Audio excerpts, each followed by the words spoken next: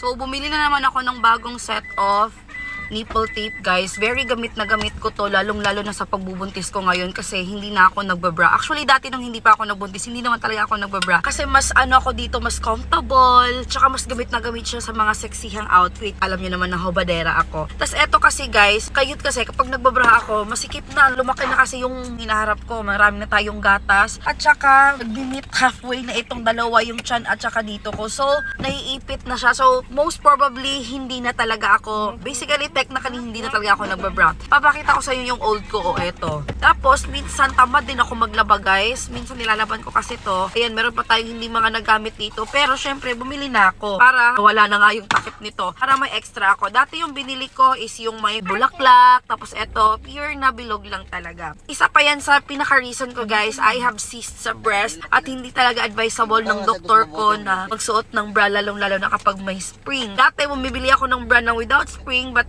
ngayon, talagang hindi na ako totally nagbabra because yun nga sa paglaki ng hinaharap natin din sa gatas at saka dito sa tiyan ko. So, sa mga gusto din dyan, ayan, gamit ko rin ito ngayon, oh. Oh, ayan. Gamit na gamit ko yan, guys. Ayan. So, if kung gusto nyo, mag-check out, ilagay ko din sa yellow basket nang maging comfortable na din kayo on your end.